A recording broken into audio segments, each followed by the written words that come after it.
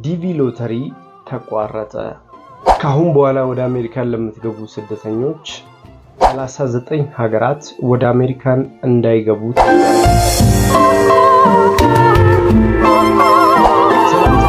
ናችሁ ኢትዮ ትራቭሎች ነን። ከቪዛ ኢሚግሬሽን፣ ፓስፖርት፣ ዓለም አቀፍና ሀገር ውስጥ በረራዎች ጋር በተገናኘ የተለያዩ መረጃዎችን ወደ እናንተ እናደርሳለን። የአሜሪካን ኢሚግሬሽን ወደ 39 የሚሆኑ ሀገራት ስደተኞች ወደ አሜሪካን በ2026 አይገቡም ብለው አውጥተዋል። እንዲሁም የዲቪ ሎተሪ አቋርጠዋል ማለት ነው። ዲሴምበር 19 ከምሽቱ 1 ሰዓት ላይ ሲሆን የዲቪ ሎተሪ መቋረጡ ተገልጿል ማለት ነው።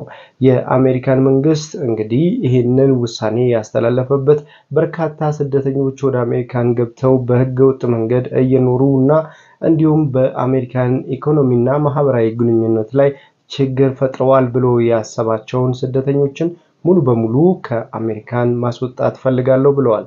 ስለዚህ ይሄንን ተግባራዊ ለማድረግ በ2026 የዲቪ ሎተሪ ሙሉ በሙሉ ማቋረጣቸውን ዶናልድ ትራምፕ በኢሚግሬሽን ኃላፊዋ በክሪስቲና በኩል አሳውቀዋል ማለት ነው። ባለፉት 2 ቀናቶች ውስጥ ዶናልድ ትራምፕ ለአሜሪካን ኢሚግሬሽን ያስተላለፉት አንድ ወሳኝ የሆነ ህግ ነበራቸው። በዚህ ህግ ላይም ደግሞ 39 ሀገራት ስደተኞች ወደ አሜሪካን በ2029 እንዳይገቡ ሲሉ ወስነዋል ማለት ነው። እነዚህ ሀገራት መካከል ኢትዮጵያ አለችበት ወይ? እንዴት አድርገንስ ነው ይህንን ጉዳይ የምናስተካክለው የሚለውን ነገር በዝርዝር እነግራቸዋለሁ ማለት ነው። ዲቪ ሎተሪ ለምን ተቋረጠ? እንዲሁም ዲቪ የሞሉ ሰዎችስ ምንድነው ጣፋንታቸው? ሙሉ መረጃውን ወደ እናንተ ይዤ መጥቻለሁ። አብራችሁን ቆዩ። ከናንተ የሚያስፈልገው አንድ ነገር ብቻ ነው፣ ላይክ ማድረግ ነው። ላይክ አድርጉ፣ ሼር አድርጉት ለሌሎችም ሰዎች። እንዲሁም ሐሳብ፣ አስተያየት፣ ጥያቄ ካላችሁ ኮሜንት ላይ አስቀምጡልን። በማንኛውም የቪዛ አይነት የኤምባሲ መረጃዎችን ወደ እናንተ እናደርሳለን። አብራችሁን ቆዩ። የአሜሪካን ኢሚግሬሽን ያስተላለፋቸውን በእነዚህ 2 ቀናቶች ውስጥ አዳዲስ ህጎችን እነግራችኋለሁ። አብራችሁን ቆዩ።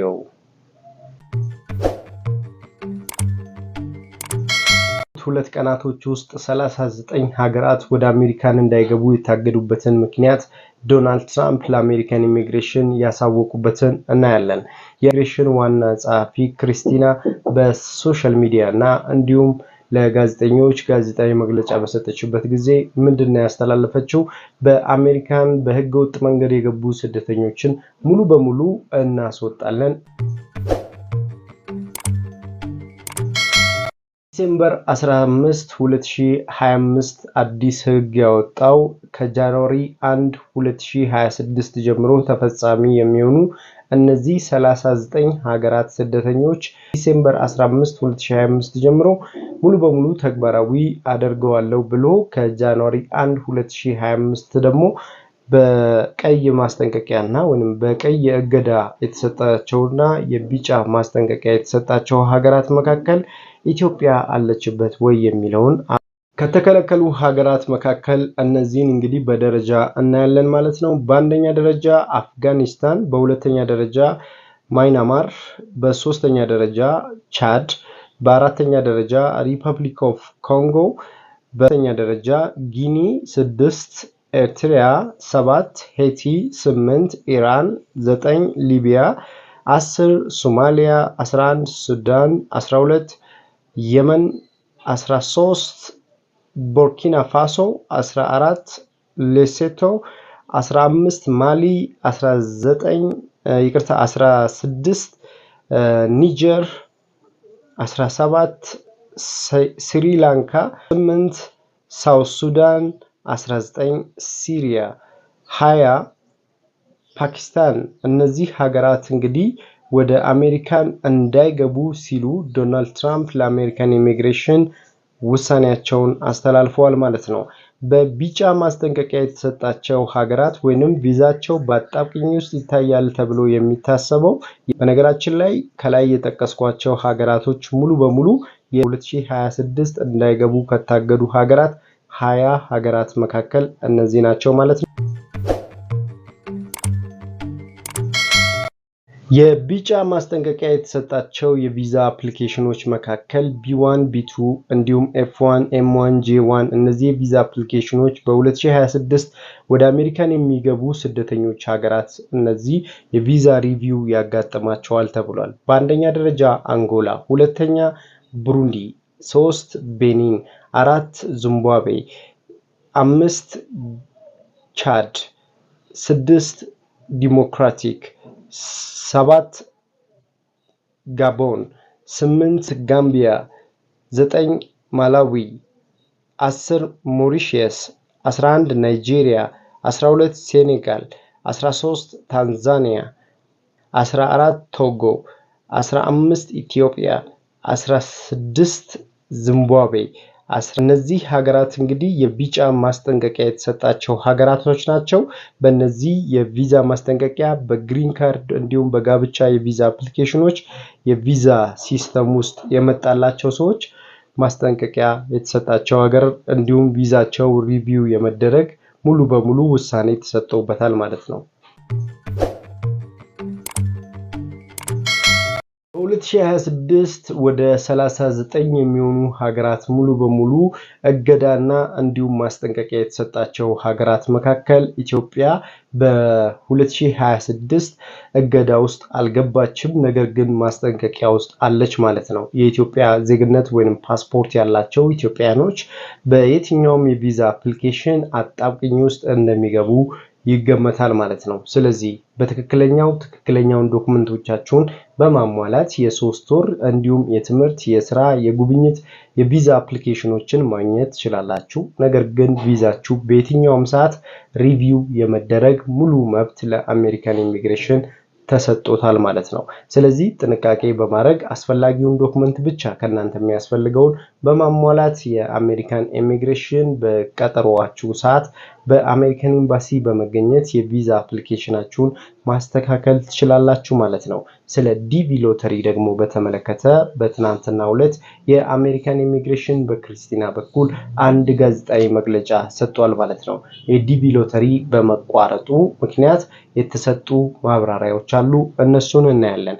የመጀመሪያው ነገር ዲቪ ሎተሪ የተቋረጠበት ምክንያት በአሜሪካን የሚኖሩ በህገወጥ መንገድ የገቡ ስደተኞች ከዲሴምበር 18 ጀምሮ ሙሉ በሙሉ የዲቪ ሎተሪ መቋረጡን የአሜሪካን ኢሚግሬሽን አሳውቋል ማለት ነው። በዚህ ኢሚግሬሽን ውሳኔ ላይ ደግሞ ቀጥታ በህገወጥ መንገድ አሜሪካን የገቡ ወይንም ወረቀት የሌላቸው ስደተኞችን የማስተካከልና ወደ 500,000 የሚሆኑ ስደተኞች በአሜሪካን አገር ላይ ስላሉ እነዚህ ስደተኞች ደግሞ አላስፈላጊ የሆኑ አሜሪካን ላይ በኢኮኖሚካል ግንኙነታቸው ላይ በአሜሪካን ላይ ችግር ፈጥረዋል ብሎ ያሰባቸው ሀገራት ምክንያት ስለሆኑ የዲቪ ሎተሪን ሙሉ በሙሉ አቋርጧል ማለት ነው። ይህም እንግዲህ በአሜሪካን ታሪክ ላይ ከ2022 ቀጥሎ አሁን ላይ የዲቪ ሎተሪ የተቋረጠበት ምክንያት በሁለተኛ ደረጃ ላይ ያስቀምጠዋል ማለት ነው። በነገራችን ላይ ዲቪ 2026 ሙሉ በሙሉ እንዳይገቡ ዲቪ የማይሰጣቸው ሀገራት በፊትም አሉ። አሁን ደግሞ በ2026 ያው እንደዚህ ሀገራቶች ላይ አቋርጠዋል ያሉ ስደተኞች ሙሉ በሙሉ የዲቪ ሎተሪ እንዳይሞሉ ወይንም ደግሞ የዲቪ እገዳ የተሰጣቸው ሀገራቶች ናቸው። ጥሩ የሚባሉ ሀገራቶች ናቸው። እነዚህ ሀገራት ስደተኞች ወደ አሜሪካን እንዳይገቡ እገዳ ተደርጎባቸዋል ማለት ነው። ስለዚህ የዲቪ ሎተሪ በ2026 የአሜሪካን መንግስት ለ2027 የሚገቡ ስደተኞችን ሙሉ በሙሉ ማቋረጡን ገልጿል ማለት ነው።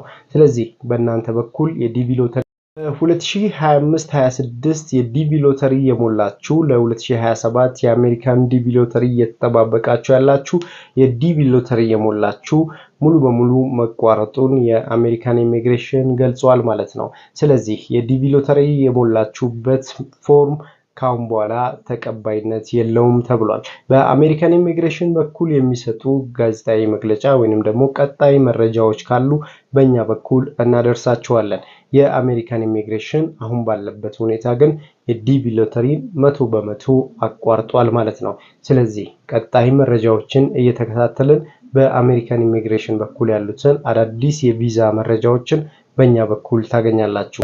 ሰብስክራይብ በማድረግ ቤተሰብ ሁኑ። ሐሳብ፣ አስተያየት፣ ጥያቄ ካላችሁ ኮሜንት ላይ አስቀምጡልን። ሰብስክራይብ አድርጉ፣ ላይክ አድርጉ፣ ሼር አድርጉ ለሌሎችም እንዲደርስ ማለት ነው። በያላችሁበት በሙሉ ፒስ